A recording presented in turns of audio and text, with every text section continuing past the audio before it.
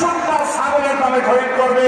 এদেশের যুব সমাজ আর বিক্রি হবে না, বিশেষ করে জালবাড়ির প্রশাসনের যুবকরা বিক্রি হবে না এদেশে।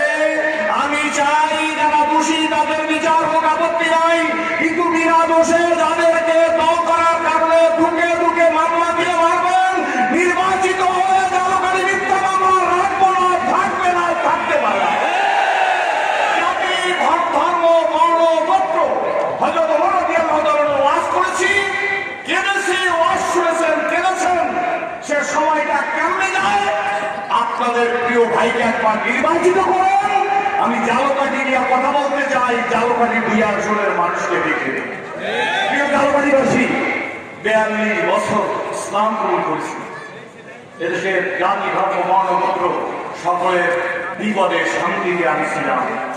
আমি নবীর সন্তান, আমার পেশার ভিতরে হুকুমে আমি তো এই পথে আসতে চাই নাই। আপনারা কি আমিরের কাছে বলেছেন সিরাজে আসলে আমরা কাজ করবো, তাই আমার বদলাম আমাকে নির্দেশ দিচ্ছেন।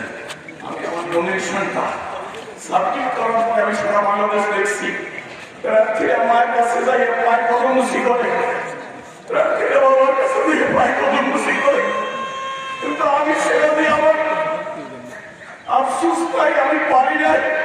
কিন্তু আমি জানি জালকাঠির মানুষ আমাকে ভালোবাসে। যদি আপনাদের কাছে কোনো অন্যায় না করে থাকি, যদি জীবনে 42 বছর একটা মিথ্যা কথা না বলে থাকি, আপনাদের কাছে থাকে আপনার এই ভাই, আপনার সন্তান, আপনার বন্ধুরাকে একবার আপনাকে সিল দিয়ে আমি তো কোনো কথা বলে রাখি নাই। আমি আপনাদের কাছে একটা ভোট চাই, আমি কি পারি দেখেন, আমি দেখিয়ে দেবো। আমি অন্যায় করবো না, আমার বাপ নাই, মা নাই, ভাই নাই, বোন নাই, খালা নাই, ফুপু নাই, মেয়ে নাই। আমি আপনাদেরকে নিয়ে বসবো, আপনাদেরকে নিয়ে মরবো, আপনাদের সঙ্গীর জন্য আমি জীবনটাকে বিলিয়ে দিব। একটি ভোট আমার আমিরকে দেখিয়ে দেন, জনগণের মানুষ।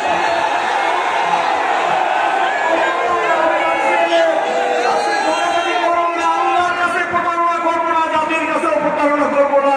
আমি একটা ভোট চাই, আমার কাছে কারো বিরুদ্ধে কথা নাই, কোন হিংসাত্মক কথা নাই, কোন আক্রমণাত্মক কথা নাই। সকল রাজনৈতিক দলকে নিয়ে পরামর্শ করে নূতন জালকাঠি উপহার দিব। আল্লাহ যেন আপনাদের পায়ের ধুলির বরকতে, আমার মুর্শিদের পায়ের ধুলির বরকতে তৌফিক দান করে। আসসালামু আলাইকুম।